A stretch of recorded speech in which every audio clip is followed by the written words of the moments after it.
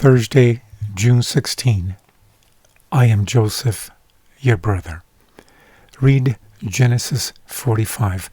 What lessons of love, faith, and hope can be found in this story? It was at that very moment when Judah talked about the evil that would fall upon my father that Joseph cried out and then made himself known to his brothers.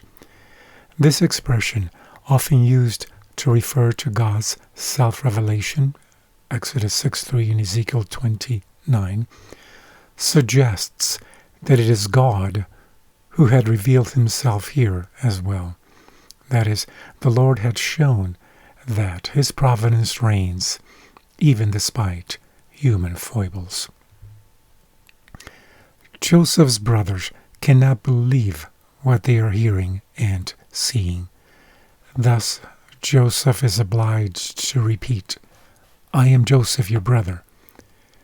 And it is only the second time when they hear the precise words, whom you sold into Egypt, that they believe. Joseph then declares, God sent me. This reference to God has a double purpose. It serves not only to reassure his brothers that Joseph does not have hard feelings toward them, but it also is a profound confession of faith and an expression of hope, because what they did was necessary for the great deliverance and the survival of a posterity. Joseph then urges his brothers to go to his father in order to prepare him to come to Egypt. He accompanies his call with specific words concerning the place where they will dwell, that is, Goshen, famous for its rich pasture, the best of the land. He also takes care of the transportation.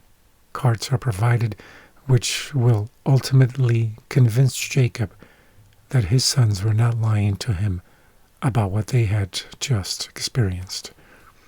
Jacob takes this visible demonstration as evidence that Joseph is alive, and this is enough for him to come alive again. Things are now good. Jacob's 12 sons are alive. Jacob is now called Israel, and the providence of God has been made manifest in a powerful way. Yes, Joseph was gracious to his brothers. He could afford to be.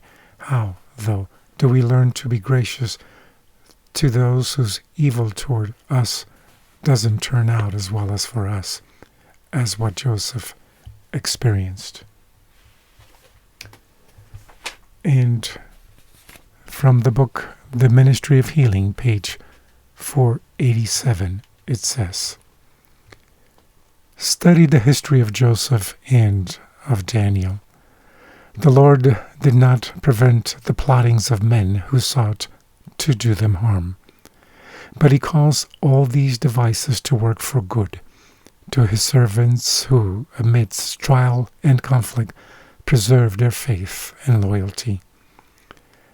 So long as we are in the world, we shall meet with adverse influences. There will be provocations to test the temper, and it is by meeting these in a right spirit that the Christian graces are developed.